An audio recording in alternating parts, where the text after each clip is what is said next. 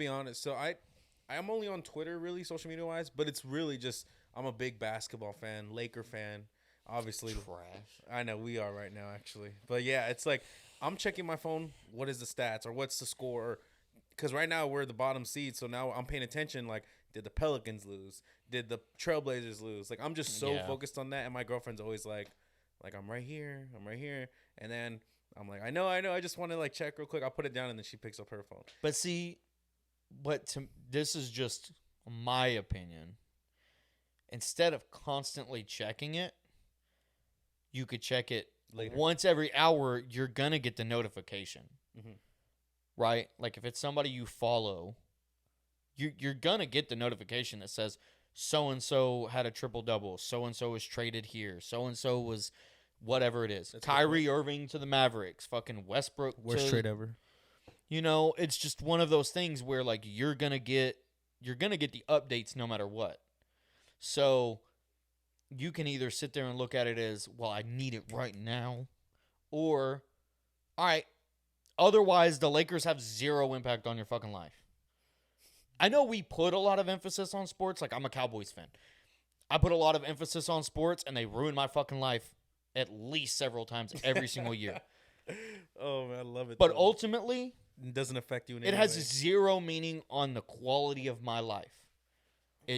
Once again, it has the power that I give it. If I choose to let Dak Prescott throwing 2 interceptions a fucking game destroy my whole entire day, that's on me. Trade him. I think we're just gonna. We're gonna Brandon Cook. Did you see that? We got him.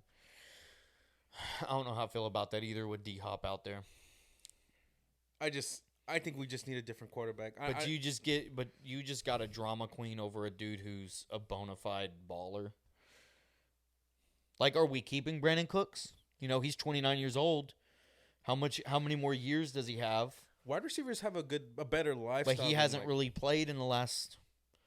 You know, he sat out because he was happy last year. Some games. Now, also, the Texans are a very dysfunctional organization. So, I mean, dude, we'll fucking see. Like I said, I'm not a fan of it while you have D-Hop out there. Because we could have got D-Hop for pennies. So, D-Hop's a free agent? No, he's not. Or he's available for trade? He's available for trade, and you could probably get him for a bag of pennies. How is he available if the quarterback is still there? What's his name? Kyler Murray. But he's not. I mean, he is, but he's going to miss almost half of next season because of his leg. He's still going to be out? I don't know, full half season or it's going to be a quarter of the season. He's not going to be there for week 1. So, and are you going to rebuild? Like, D-Hop doesn't want to be a part of a rebuild. That's crazy. I didn't even know. Bro, here's my problem with sports. There is double standards. Mm-hmm. You look at the Arizona Cardinals the last 2 years roster-wise. They were one of the most stacked fucking Bro, D-Hop goes out with alleged steroid use, and you get fucking Hollywood Brown. Look at AJ Green, who used to be a fucking bona fide Pro Bowler. Monster. Dude, Christian Kirk, who's now a number 1 in Jacksonville. Like, what are we fucking... So who you blaming? Who you putting the blame on? It's like... You have J.J. Watt. You have Budda Baker. Dude, you have people fucking everywhere on that roster. You have wide receivers galore. You have James Conner, who was a bona fide dude in fucking Pitt with no line. You have Kyler Murray, who can run a 4.4 and can move through anybody, but is very immature. So it's just one of those things where it's like, okay, cool. We've had the best team that we've probably had in a very long time, roster-wise. Let D-Hop go somewhere who's a contender, which is what they're doing now. Now, the shit that pisses me off, D-Hop wants to come to Dallas. He's from Dallas. Bro, you're lying to me right now, bro. He wants to come to Dallas. He's even said he would take a restructured deal to come to Dallas because Dallas is a legitimate... Dude, think about how far we made it in the playoffs with one of our running backs out, right? And that's a major... Tony Pollard is a major piece out. and almost no wide receivers in the game except for fucking CeeDee Lamb. And he's like up and down. But it's one of those things where it's like we're one wide receiver away from a Super Bowl. You're talking about you add a D Hop, and we just got Stephon Gilmore. We got Gilly Lock. So you're gonna take a top 5 defense, add a bona fide ball hawk. We re-signed all of our heavy hitter safeties. We re-signed LVE. We still got Micah Parsons under rookie deal. We got our whole defense virtually back and got better. Our line is basically staying the same, right? I don't if you sign D Hop. Now, don't get me wrong, Brandon Cooks, that motherfucker can sneeze and catch for 150 yards. He is good. He is great. But he's a drama queen. Now, with that being said, D-Hop also almost fought as head coach in Houston. So, maybe it's Houston. It is Houston, yeah. Maybe it's Houston. But Brandon Cooks has also played for the Saints, had issues there. He played for New England, and he's played for several teams and had issues. All I'm saying is D-Hop is a bona fide guy. A proven number 3 in the league wide receiver. He is arguably the best hands in the whole league, even at like 31, 32 years of age. He's 32? He's up there. Fuck. You can get him for a bag of pennies. And listen, I love Michael Gallup. I appreciate what Michael Gallup has done. You fucking tell me you can have Brandon Cooks, D-Hop, and fucking CeeDee Lamb with the tight ends that we have and the line that we have in that defense? Scary hours. Woo. And they're thinking we're going to go running back in the first round to make up for Zeke leaving. But we don't even got to do that. Bro, we could literally fucking go get Dalvin Cook right now for probably a bag of pennies from Minnesota. Dallas typically isn't a team who does that, though. Yeah. We like to fill our roster from the draft. Yeah. But everybody's thinking that we're going to trade up to get Bijan Robinson. Basketball culture right there. Trade to win a championship. I mean, look at LA. They won that championship. They got lucky. That first year, they got everybody. Listen, people want to sit there and act like LA did some crazy shit. You want to talk about a fucking all-star roster that, like, fuck out of my face. It's like a Golden State Warriors, right? Like Kevin Durant, Steph Curry. You just look at the defense, and it's like Jalen Ramsey, Von Miller. Dude, they had Von Miller and Aaron Donald on the line. Same team, bro. On the fucking line. The same team. You have Jalen Ramsey at cornerback.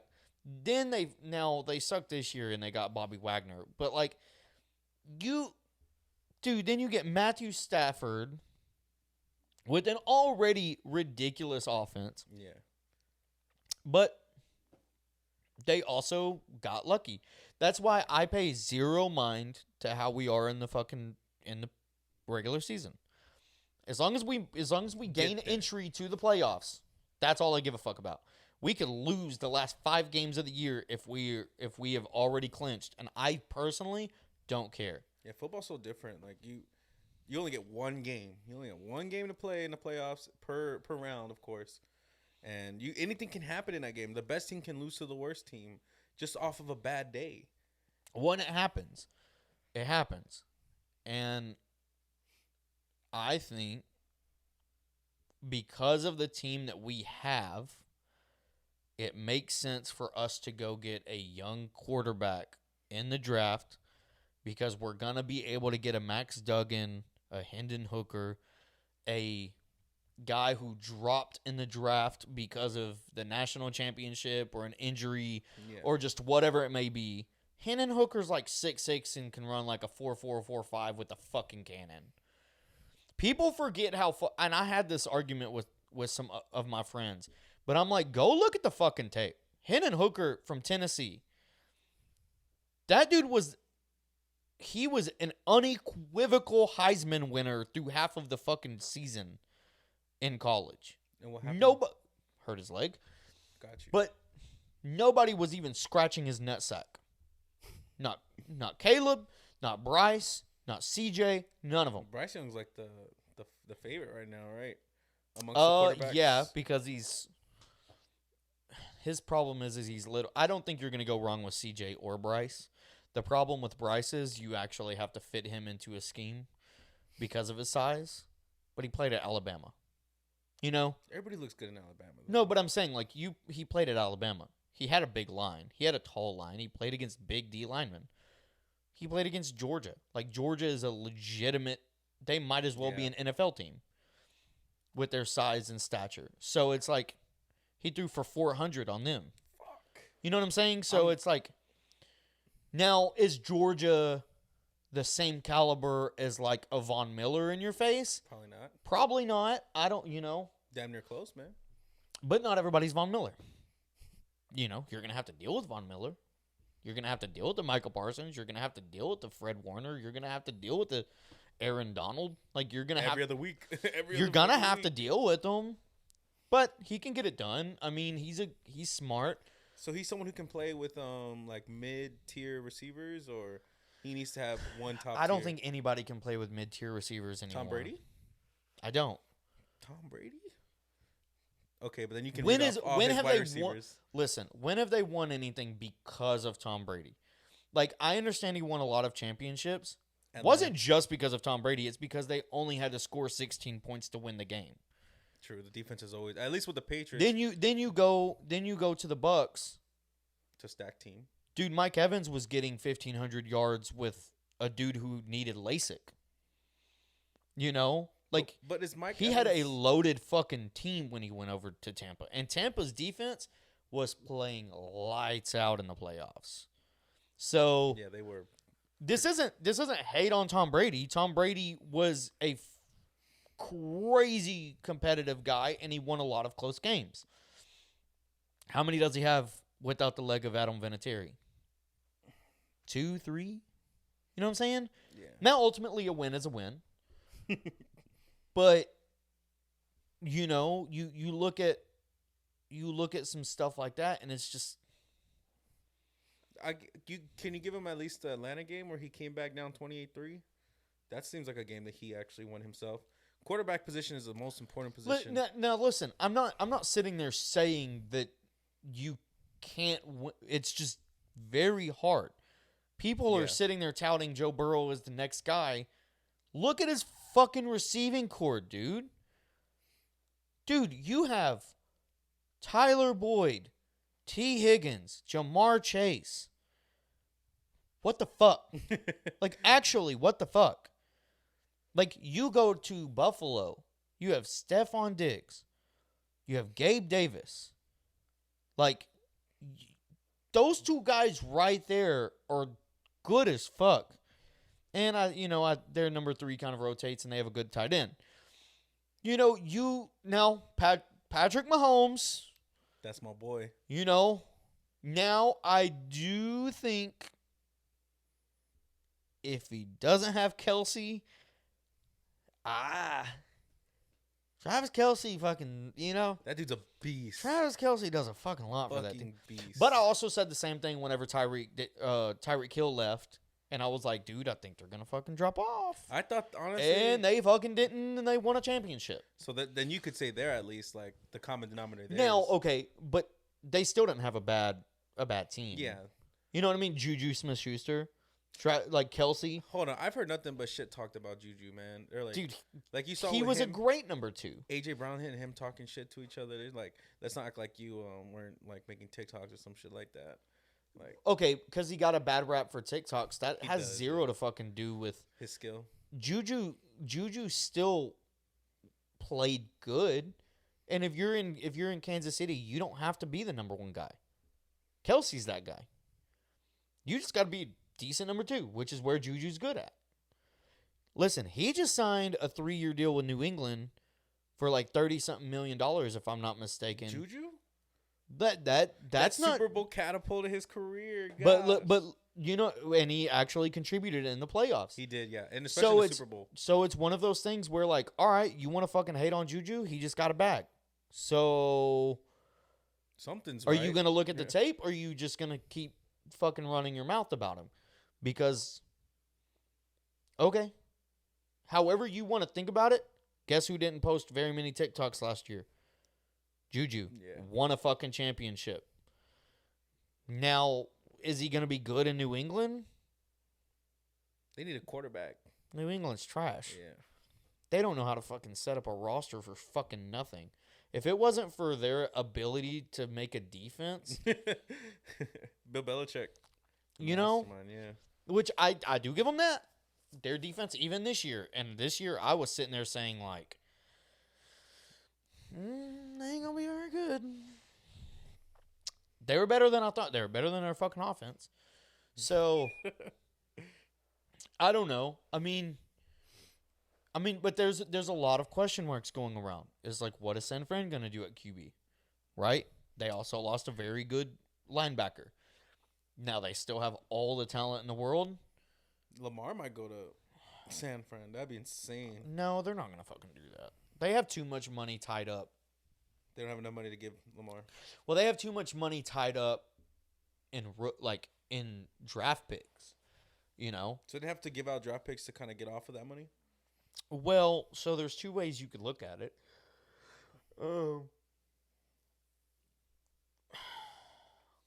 Okay, so this is the way that the Rams are doing it, is they're going to start trading away superstars like Jalen Ramsey to get some of that draft capital back that they gave up to win the Super Bowl. San Fran, I don't think, is going to do that. However, they gave up 3 first-rounders for Trey Lance, who's probably not even going to be the starter. Luckily, they have a guy in Brock Purdy that is a bag of bones. Like, they're paying him like $500,000. Like, yeah, and he, you know, I don't personally know how that's gonna go, because like if you're the starter and you almost took them to a Super Bowl, and like you kind of have to renegotiate that. At the same time, a lot of people were saying leading up to that was like, oh, put anybody at quarterback. That's not true. Trey Lance is a freak of nature. He's 6'4", runs a 4.3, 4.4, and he looked like a bag of dicks. Right? Like, it's not. That's why I can't stand all the Jimmy G hate. Is I'm like, y'all can say whatever y'all want, but he won. It's hard to win in the NFL. He took a team to the Super Bowl and the NFC Championship. Wait, but Jimmy G hasn't won. They lost. They lost to Patty, right? They lost. So, regardless of how you want to talk about Jimmy G and his accolades, what he is actually, like, numbers-wise put up, he's good. He's all right, but he wins. He won in that scheme. He played good, and he won. We're going to find out if Jimmy G's worth a single fucking Las Vegas. I think he is. He has no excuse. I think he is. Devontae Adams? I think Jimmy G, I don't think he's a barn burner, but he knows how to win. You can't quantify that. Like, you can't put that on a stat sheet, but he knows how to win. Brock Purdy, I think he knows how to win. Now, do I think that was lightning in a bottle? Yes. I don't know. He's got moxie. He's got... Come on, man. Dude, he was trucking people and doing this shit. You know, and he's pointing at fucking all-star linebackers and shit. Like, the dude's got charisma, and he's got attitude, and he's got moxie, and he's... How many games did he play leading up to the playoffs? Dude, he went like 8-0. So he played 8 games? See, because I know when a player comes in or a new set of people coming into a team, like, you have to watch new film. You have to wait for the film. You have to see, okay, it's different because of this, because of that. That doesn't apply to him, though. Because, so typically you need like a 4-game sample size. Well, guess what? At the 4-game sample size, we're like, all right, we're waiting for the slump. Didn't happen. 300, 400 yards every single game. Balling out, not turning the ball over. Oh, well, surely in the playoffs he's not going to do that well. Makes to the fucking NFC Championship and has everything go wrong for that team and still had a chance at it. That was insane, man. And it's just like, okay, beat Dallas.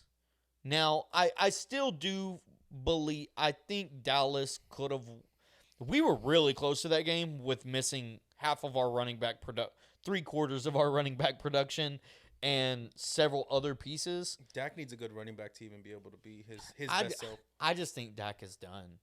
We paid him too much money. Yep. He is. Here's the problem. Dak, when he balls, he fucking balls. Definitely. But we have zero information to go off of to pay him, like to keep him around. And you're talking about results, We right? haven't made it to an NFC championship. He's won only 2 playoff games, and Since the Tony Romo era. but what are you doing? Like, you're paying a guy $40 million to do what? Now the question is if you go draft a Max Duggan, was that national championship a fluke? Was that just TCU was completely above its steez? Were they hitting way above their weight class going against Georgia? That's arguable. Was the scheme not right for Georgia? That's arguable. Was Max Duggan playing absolutely trash? You know, it seemed like he was the only guy trying, to be fair. Is that indicative of what you're going to get with him as your QB in the NFL? Right? We don't know. Yeah. But at the same time, you're talking about a draft where let's just take the top 3 guys, and I still think that Will Levis is probably going to drop a little bit. I don't know how far. I think he's just making a lot of headway because of his stature. Big dude, muscled, reminds you of Josh Allen. But dude, you still have Stetson Bennett out there. You still have Max Duggan. You still have Hendon Hooker. You still have the guy from Utah. I can't think of his name. Dude's a fucking animal. So you're saying there's about 10 really good quarterbacks in the draft? I don't want to say really good because ultimately we don't know if any of them are going to come in and be a guy. Good potential then? Really good potential? But you look at what Max Duggan did at TCU. I mean, he ran a 4.4 at the combine. Chunky looking white dude who's big and can truck guys. How much do you take from the combine though? Like, I hear a lot of people talk about how the combine is just kind of like a little bit diluted now. Like, it's kind of just, you're seeing all this stuff, but does it really translate to the football field?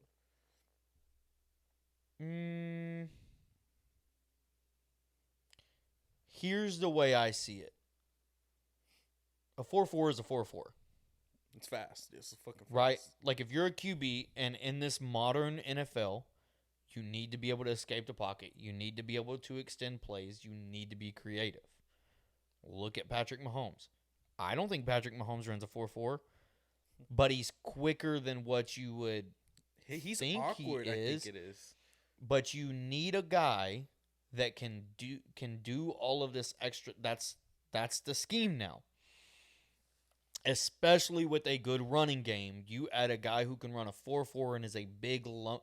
Dude, imagine Buffalo if they had a legitimate 1-2 punch behind Josh Allen. You're just running options all day. That's kind of what the You're Rams running are doing. it down their fucking throat. You're running a Baltimore type offense 2 years ago, right? Like, where you're just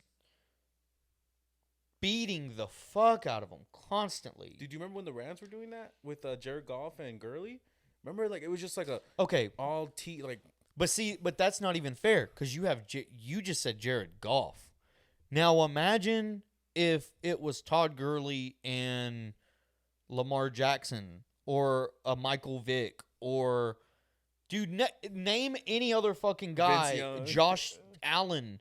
Name any fucking dude that was capable of running, and you add them to that type of offense.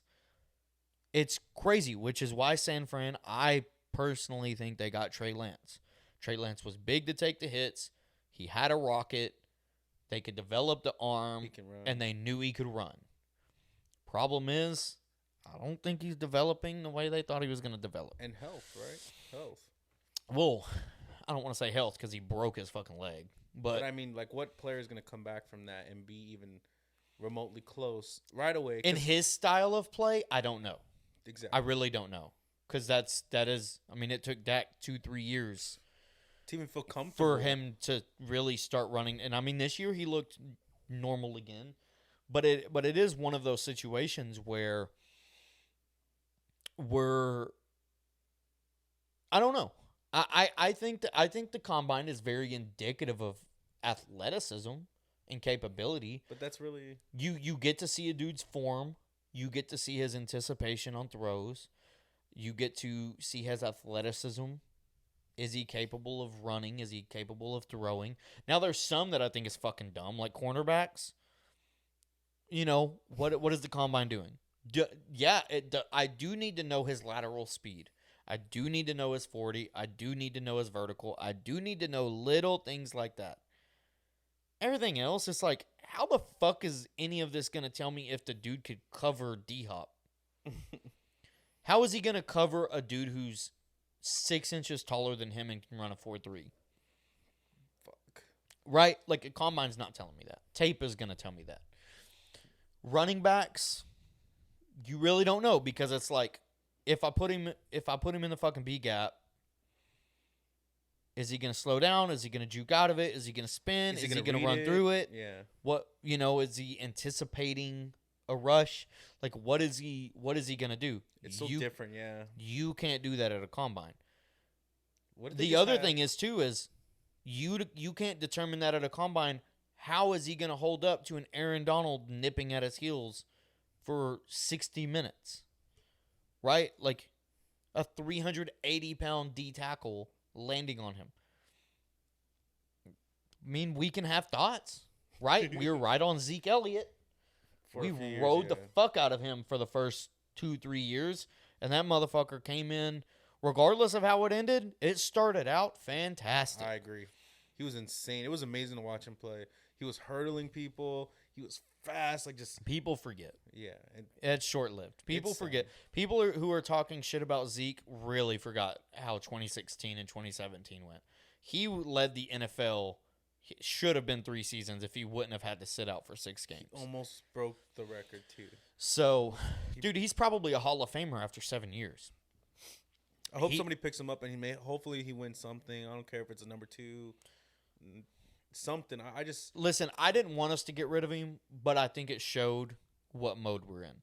I think it really showed us that we're prepared to win a Super Bowl, and we're prepared to make the changes necessary. Horrible decisions. Well, I mean, trading for Brandon Cooks is out of the Cowboys' nature, like you said.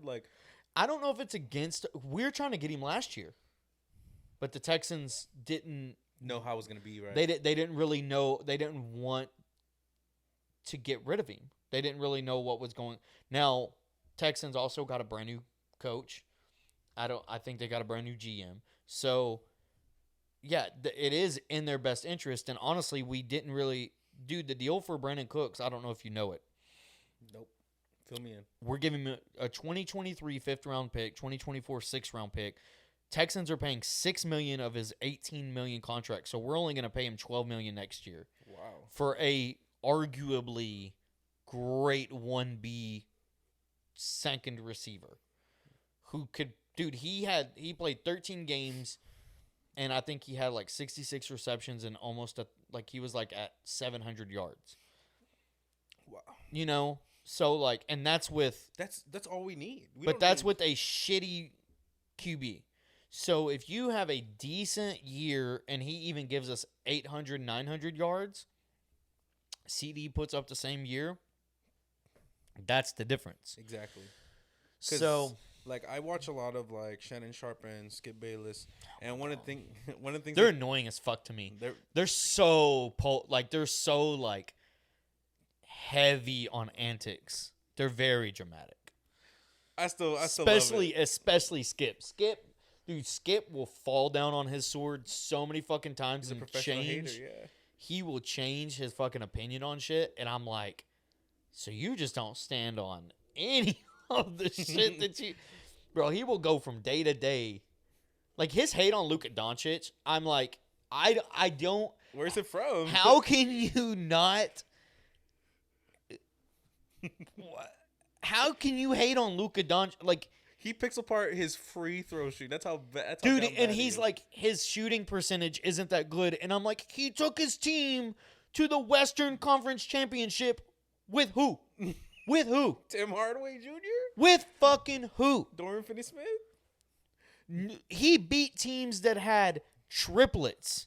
He beat teams that had bona fide superstars at multiple positions. Chris Paul, he was averaging a triple-double and like 40 points in the playoffs. His numbers in the playoffs but are better. But Skip, you're saying he's not a good shooter? Dude, just go look at his highlight reel. And dude, half of the fucking shots are probably him 5 feet behind the arc. Like, yeah, I think what are you talking about? My only issue with Luka is he complains all the damn Who doesn't? time. Okay, hold up. No, there's a difference. Your LeBron James just threw a fucking 30-second hissy fit about a foul. That call was ridiculous, bro. Who doesn't get, like, it happens constantly. Okay, it may, but not to. If there's a guy looking at him right there under the rim, I think it calls for a frustrating like reaction. But that same exact thing you're talking about, Luka is complaining about. But like LeBron Luka doesn't get the same respect on penalties as LeBron James does. I do think he gets it to an extent because that LeBron James literally could win the fucking award for flopping. You know, if he wasn't flopping, then he wouldn't get any calls. He gets fouled all the time, bro. All the time. But dude, he flops for things that don't even touch him. That's not true. Maybe Miami Heat LeBron, but LA LeBron, it's different. Like he's definitely been because he's not taking as many shots with the Lakers. Well, I think he's passing it more. He's taking more 3-pointers, so he's not going in as much. But I'm saying like, yeah, because he's not going into a physical game. Like he's not playing his physical game as much. But ultimately, name one superstar who doesn't complain about calls. Luka Doncic does not get the same respect as every other superstar. I know he's in the top 10 for free throws. I don't know if it's because he's white. I don't know if it's because he's unathletic. I don't know if it's because he's goofy. I don't know if it's because he's foreign. I don't know what it is. Does not get the same respect as Dame.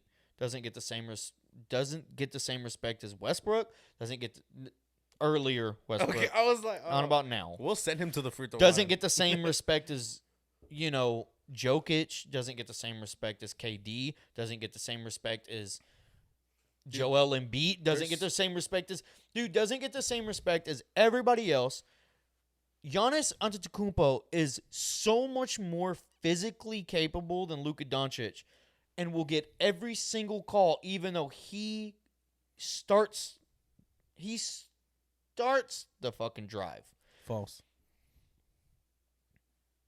All his fouls are legit. Giannis's fouls, like it's like literally. So look at it like Shaq. Shaq didn't get calls because he was so big. They didn't know how to referee him. That's the same thing with Giannis. Like the way they treat Giannis is ridiculous. Like a lot of people. But Giannis gets a bunch of bullshit. Okay, so here's my thing. Here's my issue with basketball, and this is a big reason why I have an issue with basketball. Well, so you take the foul rules, right, and the way you're supposed to guard somebody. Well, how do you apply it to Giannis? He's 6'10" and a fucking freak of nature and can jump over anybody in the NBA. You just need a match. If he drives to the hoop, you're telling me that there is a way to defend him without fouling him? There's no way you can defend him without fouling. That's exactly my point, though. You're going to have to do something against him, or he's going to score 60 points on you. It's easy. Keep him outside the paint. But what I'm saying is all they have to do is swat at him, he's getting a call. Now, the difference between somebody like Luka and him, he's in the paint constantly, Luka's not. Right? I understand why Luka complains, is because he doesn't get the fucking call. Now he's starting to, and he really hasn't been that big of a diva this year. He still complains even when he gets foul calls. But who doesn't? That's my point. Who doesn't? I just think like there's levels to it. Like I said, if you can sit there, this goes back to the whole opinion thing. If you can sit there and tell me that LeBron James is justified in his 30-second temper tantrum about not getting a call, then you got to be okay with Luka. Because in all fucking honesty, Luka does the same exact shit. You remember that one where he fucking leans and is falling and he fucking does that? Like he fucking lays it up and gets a last-second bucket to go into overtime? That's not a fucking foul? That shouldn't have even went to overtime. I don't even know what you're talking about, to be honest. Well, it was a crazy shot that was like a no look. He just launched it up because there was 1 second left, got fouled, goes to OT, but that could have ended right there on have ended right there on the free throw line. Doesn't get that call.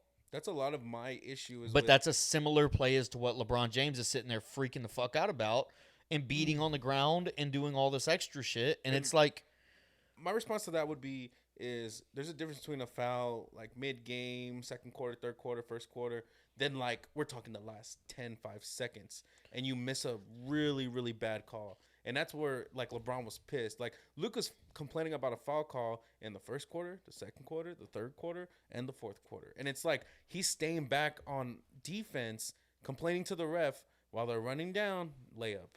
He's sitting back. okay, but here's my argument against that. So you remember what I said about Giannis?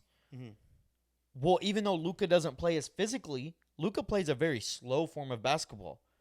Everybody's swatting at Luka. Everybody is up on Luka. Everybody is bodying up Luka because he's not a physical specimen.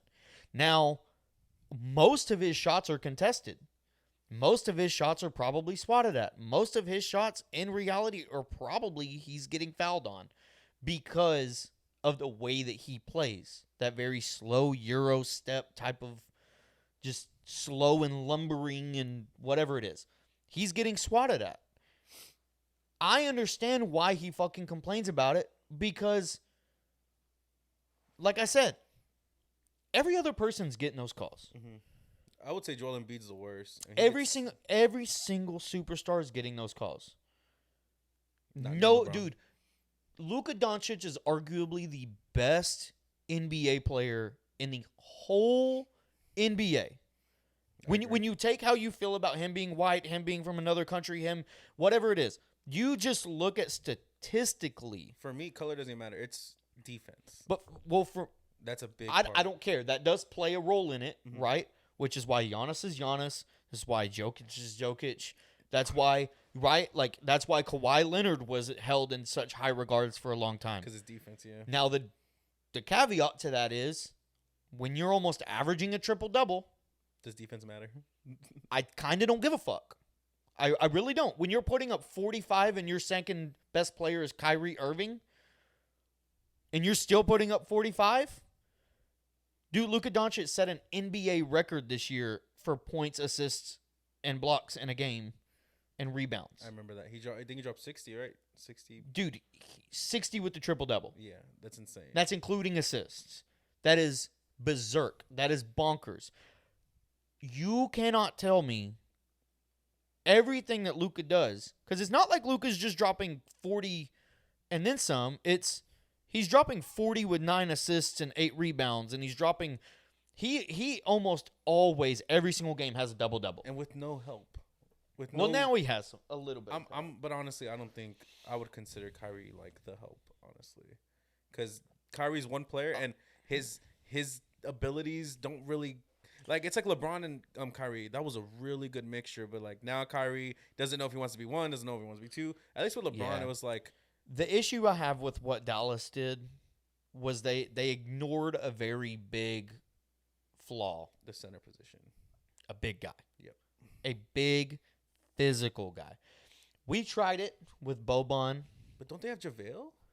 Yeah, but dude. Dude, JaVale's a. But Christian Wood's out there. I mean, but dude, an old JaVale McGee and a true. Christian Wood that really, like, you look at his playing time and you're like, why? What are we doing? Now, that's fine. Like, that's supplementary. Like, that'll do the job. But if you're allocating the resources that we had and gave to Kyrie, you're telling me we couldn't have got and then you got a very, very, very high caliber big guy? Like, I personally think, and that's why LeBron James and Kyrie worked. You had LeBron James who can play a forward. He didn't need to shoot. He can play big guy basketball, and then you have Kyrie who can do whatever the fuck he needs to from, behind, mid-pointer. It's a balance. You can do that. With Luka and him, with Luka and Kyrie, shooters. it's like, don't get me wrong, they're balling. They're putting up like 130 points a fucking game. They've only won like 2 games together. I think it's just like anybody else. LeBron didn't go to Miami and win right away. LeBron didn't go to LA and win right away. LeBron didn't come back to Cleveland and win right away. it does take Cohesiveness. meshing, and especially if you're just a high, crazy powered offense, you do kind of have to figure that out because it's like, all right, why are we losing if we're putting up 135? Like that's glaring to me. That's glaring. I don't think that you're going to win a championship with more defense because you're going to end up where Boston's fucking landed in the last 3-4 years. I think you do because what you have to do is look at the top 3 players in the league, MVP wise. Like look at the MVP ladder. Who are the top 3 people? What are their positions? Giannis is basically. But see, that's an opinion based thing though. It depends what you're looking at. Because I see Joker's triple double stuff. Like I think I've watched Joker in person, and he is like an anomaly. Because you watch him, and you're like, he's like processing as he's. It playing. doesn't even look like he's doing anything, and you look up at the scoreboard, and you're like, you've got 35 points.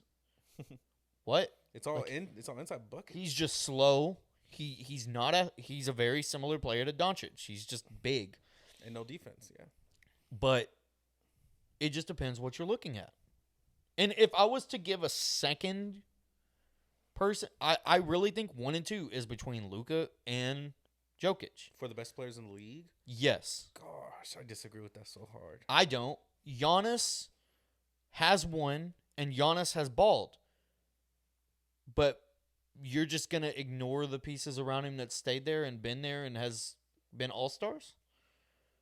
Even with, like really, Chris Middleton? Like, he didn't go to an all-star game? He's been hurt since then.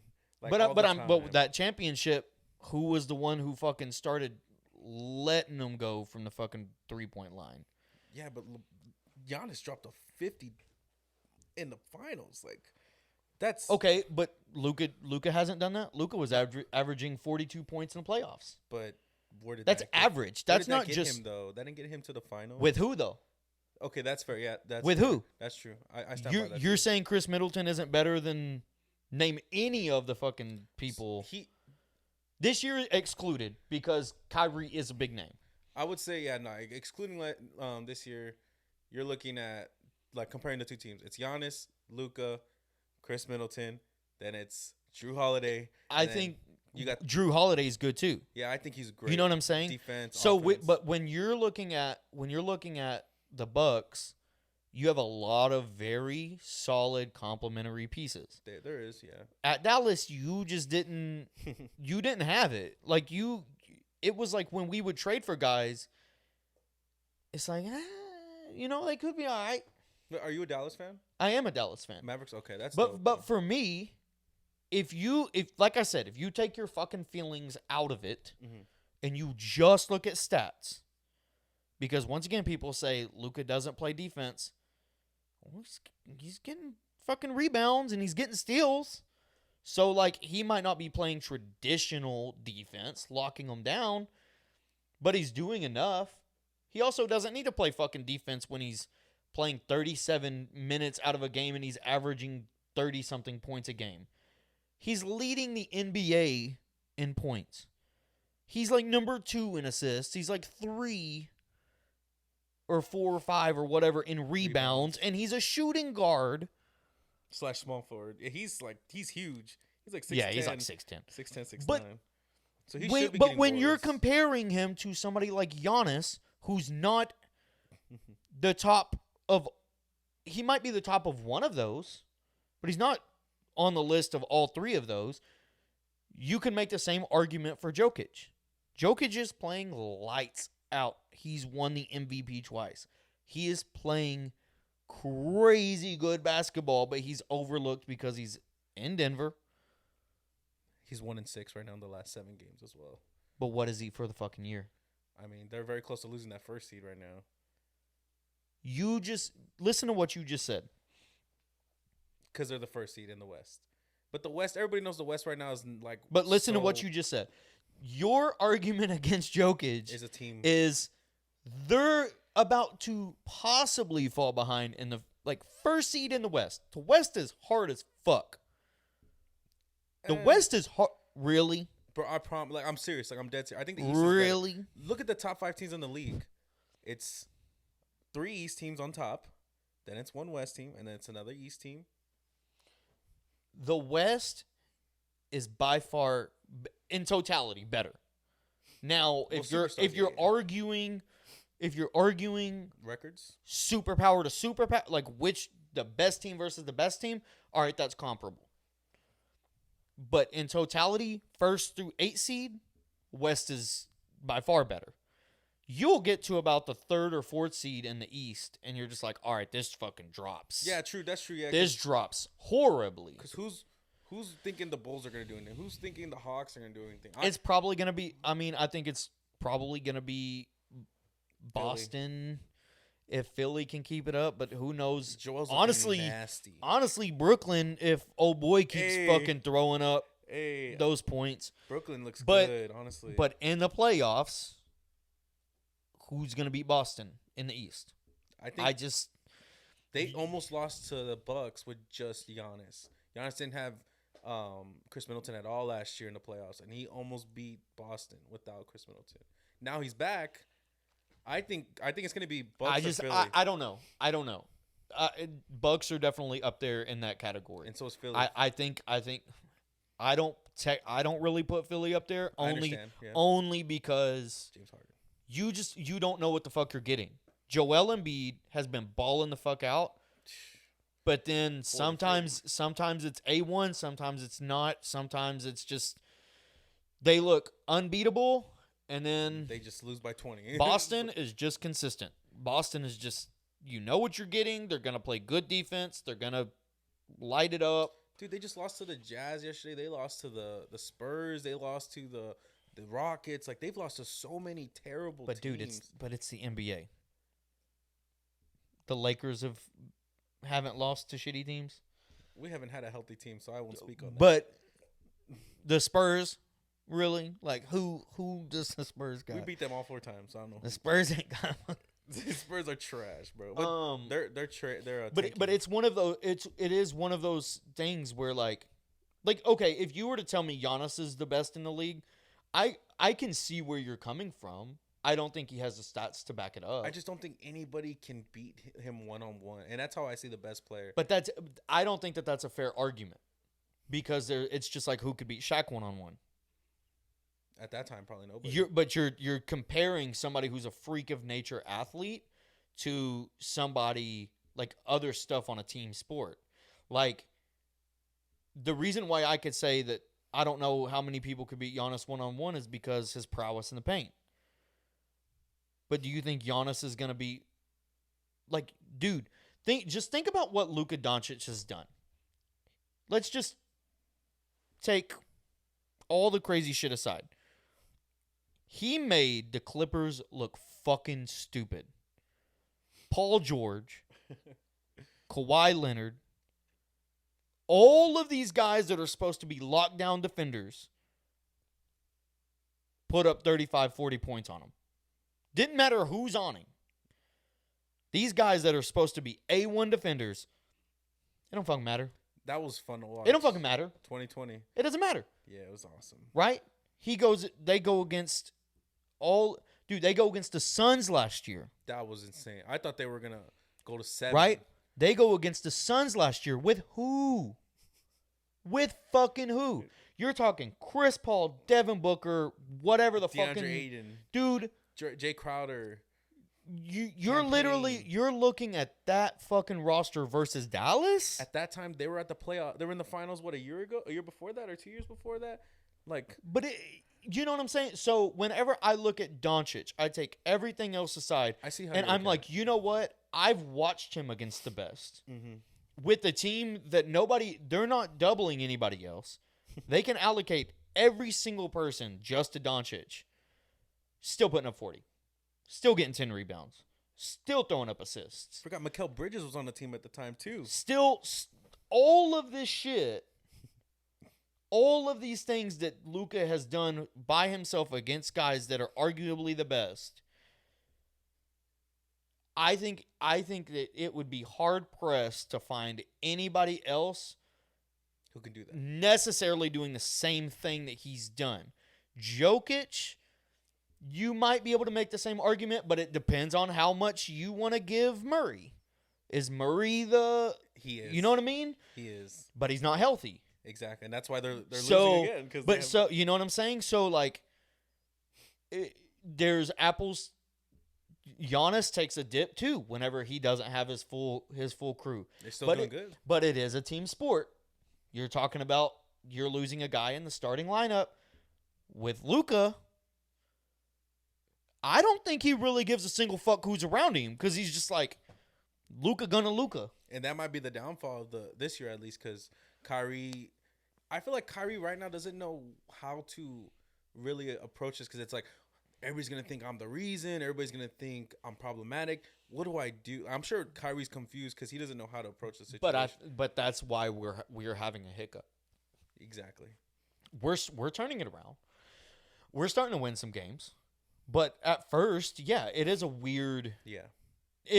In all honesty, I think if we had any other coach, I don't know if it would have got turned around. But because we have Jason Kidd. Okay, you like Jason Kidd? I do. I do too. But because you have Jason Kidd who filled that role, who was arguably one of the best assist level players who could shoot from three-pointer at any point. He had no shot to come in the league, and he transformed that shit. A shorter guy, crazy assists, crazy. Dude was a monster. But he is a great player that can speak from a standpoint of saying, hey, you can be an all-star and be a good teammate, right? Which is where I think like Chris Paul falls off. Chris Paul, they don't have that thing where they all cohesively play good, which is why I personally don't think Kevin Durant was a very good addition. I think they have all the talent that they used to. I think they still. Mikal Bridges, look what he's doing right now. He basically has better numbers than. Listen, dude, you have Devin Booker, Chris Paul, and Ayton. I really don't know how much more stacked you want. You can add KD, but I don't think that they were lacking talent. Yeah, they were lacking. They're lacking cohesiveness as a team because it's who's the leader of that team. Is it Devin Booker? Well, he's immature.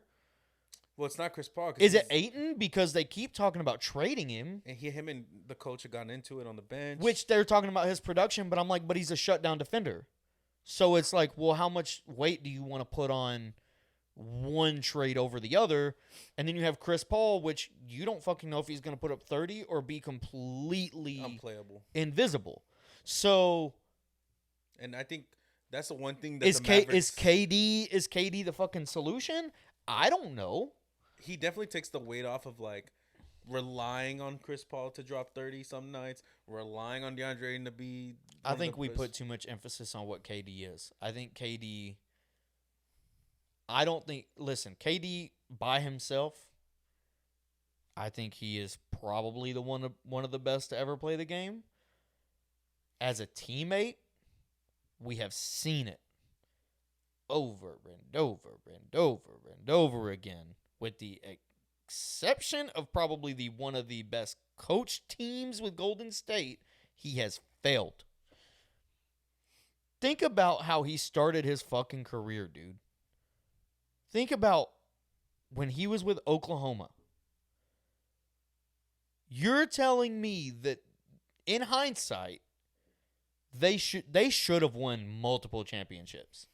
I mean, for sure, yeah. You're talking about three of the most potent scorers ever. Playmaker. Ever. Prime Westbrook. You're talking about just one of those on a team can take a team to a championship. You had all three of them, and they were balling, and they worked together. But their egos got in the way. They started fighting. Some of them wanted traded. They weren't talking. Who knows, though? Because I think, like, after seeing how Westbrook panned out with the Lakers, I mean, I know I hear players are like, Westbrook's a good teammate, good this. Like, Paul George has nothing but good things to say. Kevin Durant has nothing but good things to say, but he left. Like, was it basketball or Kevin Durant and James Harden, and Westbrook. Okay, so that was part of the problem was they all were all-stars. Who's the biggest name, right? So then they started just not talking to each other. Well, you can't really do that. Okay, that's fine. James Harden froze in the finals too, dude. That's fine. You split that up. James Harden was good enough to take Houston to a playoff caliber team, and otherwise, who did they have? Dwight Howard at the end of his career? Chandler Parsons? Okay. Trash. All right. Still, Harden was balling. He was. Couldn't fucking every single shot, his step back should have been a travel every fucking time. Whatever. That's beside the point.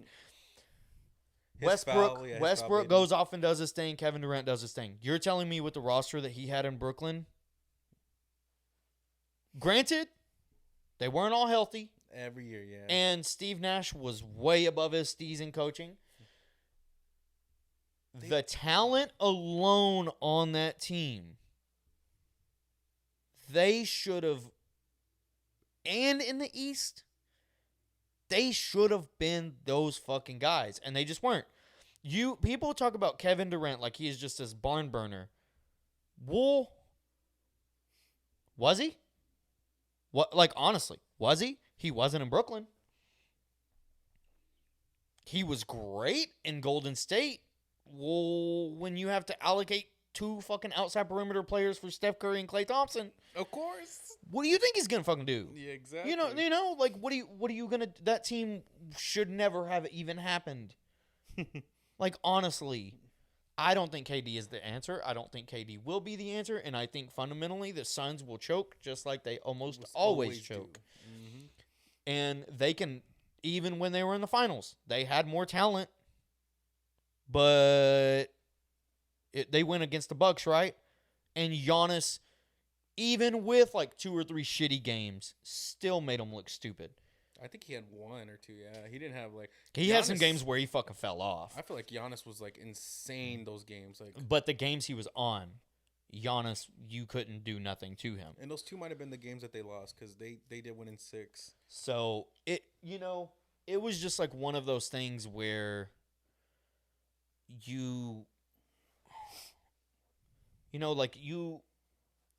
which is why I like sports. Is because it's like, how do I perceive? It's unpredictable. How do I perceive like what's going on? Because I look at Luka, which I don't look at Luka as like a Maverick player per se. I look at him as what he's done. He's literally taken a no-name team in a league that you have to have 2 or 3 superstars on to go to the championship, and he's taking them to I almost said NFC, the Western Conference Championship. Yeah. Like, that is, and honestly, by himself. And then even this year, he gets help, and he's still almost averaging a triple-double with injuries. There's not very many guys in NBA history to do that. Oh, so Luka's definitely top 75 in like 2 years. You're talking about he's on pace to break every single record, including LeBron James. If you were to average it across, right?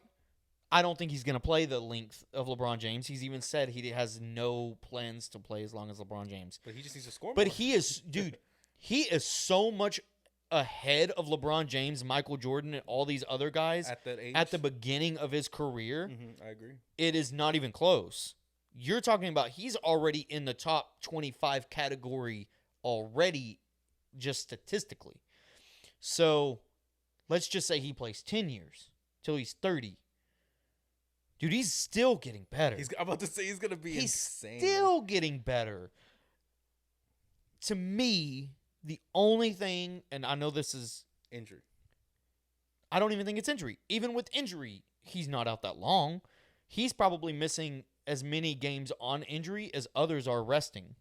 And that's true because LeBron James fucking sits out a quarter of the year resting or wine tasting or whatever. I hate you right now. But it's true. But LeBron James is also fucking... He's hurt all the time, I promise. He's old. Since he's been with the Lakers, yeah. He's old. And he played a very physical brand of basketball in his early years. And, LeBron James is another one I could arguably say, like, okay, people say he's the GOAT. And I'm like, he also ring chased. You look at some of the teams he's been on, and you look at him, and you're like, he should have dude, you tell me the Heat, he should have won more than what he won with them. Yeah, his team was honestly terrible. Now, the only team I give him a pass on is the first version of the Cleveland Cavaliers. Fair enough. The second time he was with them, he had help. But he played against the team that you think is not even fair. But I mean, you had J.R. Smith when he's balling. You had Kevin Love when he was balling. Oh yeah, the Cavs team. Like, he had Iman Shumpert. He had help the second time. Miami was one of the most stacked teams in NBA history. And it just, honestly, they didn't even click for half the first season he was over there. They still made the finals. But then even with the Lakers, when he came over with the Lakers, you're talking about a stacked fucking... Now, why they got rid of that roster? Stupid. Yeah, it's the stupidest thing we've ever done. I don't fully understand it. You kept... Why did we reset? It didn't make no sense. But you kept the most injury-prone player in probably NBA history. False. Kevin Durant, Kawhi Leonard have all missed more games than Anthony Davis has in the past 5 years. Dude, Anthony Davis be missing a lot, including the playoffs. Well, then you got to say the same thing about Kawhi and Kevin Durant because they both have as well. Okay, but see, I don't necessarily put Kawhi in that category because he faked most of it to get his way. He's annoying, honestly, yeah. No, but I'm saying, that wasn't necessarily injury. That was fake. Yeah. He faked his way out of San Antonio and went back and he started playing and he was perfectly fine. I guess more or less what I'm saying is people who are held, who are like, oh, Kawhi Leonard, top 5 player, right? Kevin Durant, greatest player in the league right now, but Anthony Davis, who's considered top 10. Anthony Davis is better than all of them if he's healthy. That's a huge miss. Yeah. If he's not there. That's true. Okay. He was injury prone in New Orleans too. He only missed a few. He didn't miss a lot in New Orleans. But he was still injury prone. But he did get hurt. The problem is if he's hurt, he's hurt. You can make the argument, and he's a very dominant player when he's healthy, which is my argument is when LeBron James went to Los Angeles, you look at that roster, and you're like, even if everybody else sucks besides these 3 guys, we're still winning. You're still probably the best team in the whole fucking NBA. That's my argument against LeBron James as the GOAT. Per se, because with that being said, Michael Jordan also played with fucking Hall of Famers. He also never won without Scottie Pippen or Phil Jackson, so. But he didn't really have to. But also, when he played without him, he already had so many stats playing with that team that it's like. Also, you can't really flop in Michael Jordan's era of basketball. You couldn't double. You're gonna team get punched in the fucking face. You couldn't double team either. That's a big thing to me. But here's my thing: how many points of LeBron James total is off of free throws? Is off of free points because he knew he could do it, right? You're at the 3-point. Let's just go ahead and launch it up just because I know I'm going to be able to walk up to the line and get this extra point. Like, you look at things like that, and, dude, that multiplies what you're capable of doing. Michael Jordan did it in an era where you might not get the call because you had to literally get physically harmed to fucking draw a foul. Like, dude, you remember fucking Kevin Garnett and Metta World Peace? Dude, they used to walk up and just start throwing people in the stands and beating the fuck out of each other. Like, do you remember Ben Wallace? Yes. Dude, that was after Michael Jordan's era. Early 2000s. And still, you're talking about a very rough and tough, brutal game of basketball. And now I don't necessarily I think they're hand in hand. I think it depends on what you look at. Michael Jordan obviously stayed with one team almost his whole entire career until the end of it and balled out, did everything you need him to do, had a great team around him. LeBron James went to, 4 different teams. 4 different teams. People like to say 4, but it was only 3. Still 4 different, same, different base, of course. Completely different team, basically. You go to 4 different teams, you ring chase, and you did all of that over a very long career. 20 years. But you got the points. You got almost every record that you would possibly need. And when LeBron James was in his prime, who could stop him? There wasn't a lot of guys. I also wasn't around to see Michael Jordan putting up fucking 40, 50 points in a game, But you can't only go off of points, because if that's the conversation, then where's Kobe? Right? Kobe may not have played as long, but you're going to tell me Kobe wasn't as potent scorer as... I appreciate you bringing up Kobe. I think Kobe's like my... Allen Iverson, you're Tracy McGrady, you're not... Over their short careers in the sense of like longevity, you're not going to wear them in the conversation. Tracy McGrady wasn't one of the most potent scorers we've ever seen. Insane, bro. Allen Iverson being short wasn't one of the most... He created a whole style because of how crazy he was. Marbury, his swagger, bro. His swagger. Marbury, like you're not gonna. He had a whole fucking brand called Starbury because he was so fucking good. Like, I had a pair. Yeah. But you know what I'm saying? Like, there's these players that we completely forget about. But like, who's done what Kobe's done? Nobody. But you're gonna dismiss him because he was arrogant, because he was cocky, because he didn't necessarily have a lot of assists at the beginning of his career. Top 25, baby. He's top 25 in guards. Amongst guards, that's crazy. But you know what I'm saying? And Kobe, you could sit there and argue he won a couple championships with very little help. Oh. He also won some championships with a lot of fucking help. So but he was able to prove it without it. That's one thing I always say. But he, at least, which I will give him the benefit of the doubt over Michael Jordan, did it with a rotation of players where he had guys like Shaq and he had guys like Pau Gasol and he had these different guys coming in and creating a team with these new people that realistically LeBron wasn't capable of doing it. Yeah, I don't know. He didn't do it. The second they weren't able to retain superstars, he's like, nope, I want out. I'm going to go over here and play GM. Real quick, brother, I got to use the restroom, man. No, you're good. I actually need to end this. So, anyways, because, yeah, I got to get to work. You got to go work? Fuck, yeah. Holy shit. Anyways, I'm glad we got a chance to do this, and we'll definitely do it. We'll do it again. Yes, thank you. Whenever have me on again? Yeah, we'll get together, do this. I'm probably going to break this up into 2 parts. Just so it's not... There's like a sports part and then there's like... Yeah, because this is going to be like a 3-hour-long conversation. So I'm going to break this up a little bit. And then we'll work out schedule. Once I'm done with my trip, we're probably going to start taking more days off. So I'm going to be able to actually do stuff more. Also, maybe we'll do something like towards the draft or the end of... after the draft so we can talk a little more sports. Dude, and it'll be closer to the NBA championship. So we'll work it out. But yeah, we got to go ahead and end this because I still got to go to work. We're almost at 3 hours. So that's awesome. I didn't think we were going to last that long, yeah. honestly. No, I mean, it's not hard to talk. It's not true, yeah, true. It's easy to fucking go off. Bro, I'm about to explode, bro. No, you're good, brother. I was like, oh my God, like no, you're good, brother. The damn caffeine, bro, that makes me go bad. Like, but we'll get you on again. We'll figure it out. Awesome, all right. brother. Cool.